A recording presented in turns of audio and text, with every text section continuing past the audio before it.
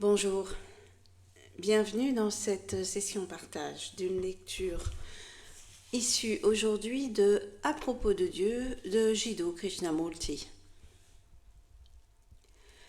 L'esprit peut-il être entier, c'est-à-dire ne pas comporter le moindre fragment? Il faut pour cela que l'assiduité entre en jeu.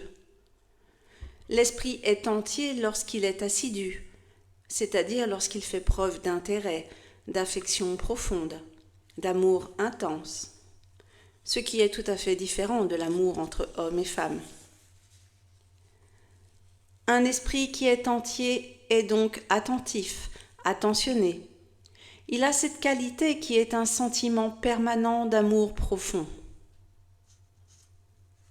Un tel esprit n'est autre que ce tout qui se révèle à nous lorsqu'on commence à explorer ce qu'est la méditation.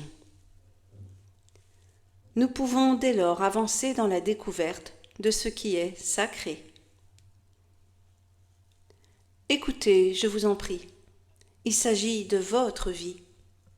Mettez tout votre cœur et tout votre esprit à trouver une manière de vivre différente, c'est-à-dire un mode de vie où l'esprit renonce à tout contrôle.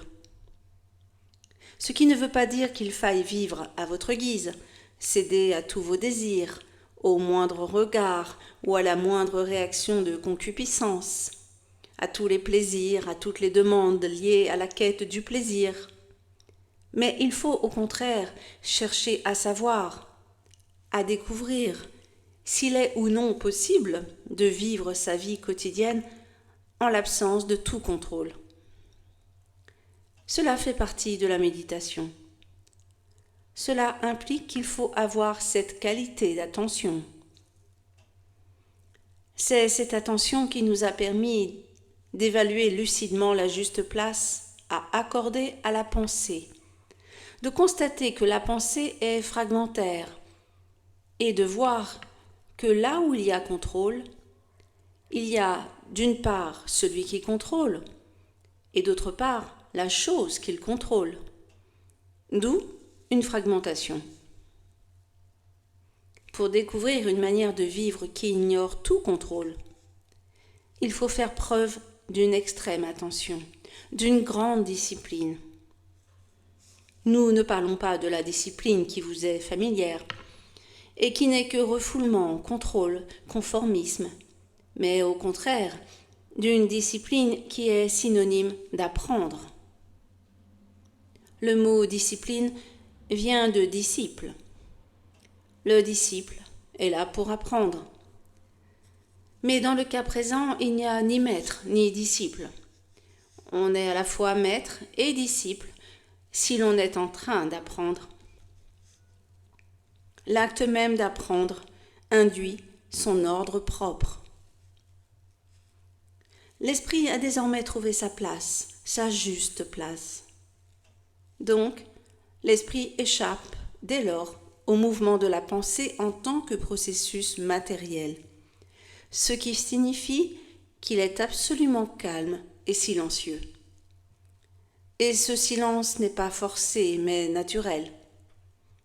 Ce qui est contraint au silence devient stérile, alors que dans ce silence qui vient spontanément, dans cette tranquillité, dans cette vacuité, il peut advenir quelque chose de neuf. L'esprit, votre esprit, peut-il être parfaitement tranquille, silencieux, échapper à tout contrôle, échapper au mouvement de la pensée? Il sera naturellement silencieux si vous avez cette vision lucide qui remet la pensée à sa juste place. La pensée étant à sa juste place, l'esprit est calme. Comprenez-vous ce que signifient les mots silence et tranquillité? Vous savez qu'on peut tranquilliser l'esprit en se droguant ou en répétant un mantra ou un mot. À force de répéter sans cesse, votre esprit va bien sûr se calmer, mais l'esprit devient terne et stupide. Entre deux bruits, il y a un silence. Entre deux notes, il y a un silence. entre deux mouvements de la pensée, le silence se fait. Le silence est là, le soir, lorsque les oiseaux en ont terminé avec leur bavardage bruyant et sont allés se coucher. Lorsqu'il n'y a plus un battement d'ailes parmi les feuilles, qu'il n'y a pas de vent, il règne un silence absolu. Pas en ville, mais quand vous êtes en pleine nature, en compagnie des arbres, ou que vous êtes assis au bord de la rivière. Le silence descend sur la terre et vous faites partie de ce silence. Il y a donc différentes sortes de silence. Mais le silence dont nous parlons, le silence d'un esprit tranquille, ce silence-là ne s'achète pas, ne se pratique pas, ne se gagne pas comme une récompense ou en compensation d'une vie de laideur. Ce n'est que lorsque la vie qui était laide est devenue belle et bonne, je veux dire placée non pas sous le signe de l'abondance, mais du bien et du juste.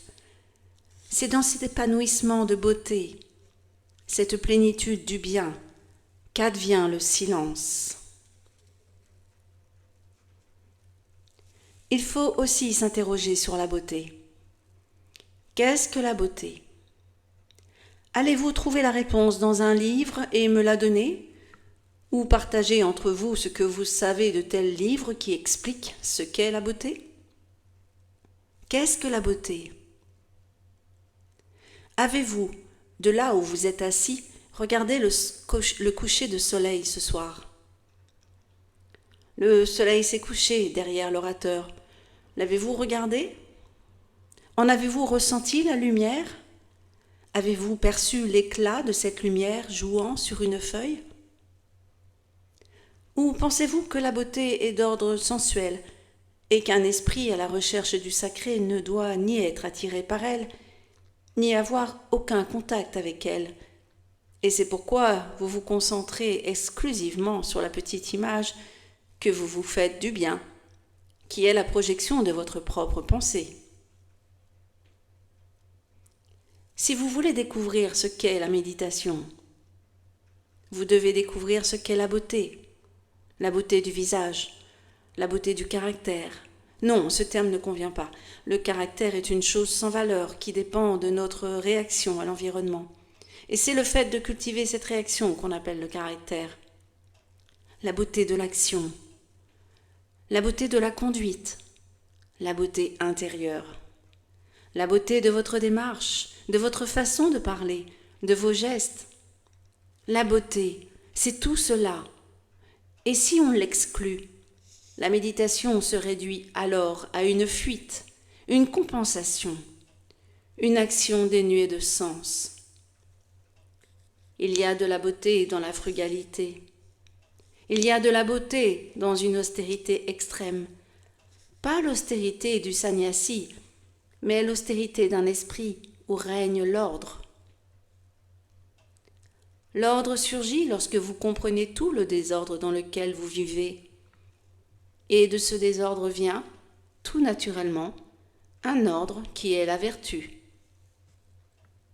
Et donc, l'austérité suprême, c'est la vertu, l'ordre, et non le fait de refuser de faire 3 repas par jour, de jeûner ou d'avoir le crâne rasé, et autres histoires de ce genre. Il y a donc l'ordre, synonyme de beauté. Il y a la beauté de l'amour, la beauté de la compassion. Il y a aussi la beauté d'une rue propre, d'un bâtiment à l'architecture harmonieuse. Il y a la beauté d'un arbre, d'une belle feuille, des grosses branches majestueuses.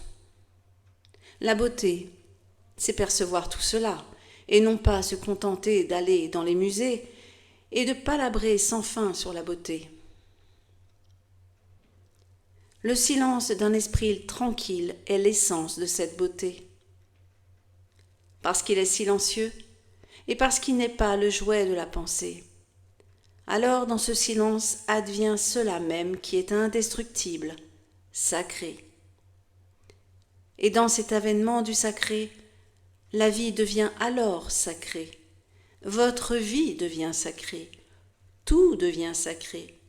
parce que vous avez touché cette chose qui est sacrée. Nous devons aussi découvrir dans la méditation s'il existe quelque chose d'éternel, d'atemporel, ou s'il n'existe rien de tel.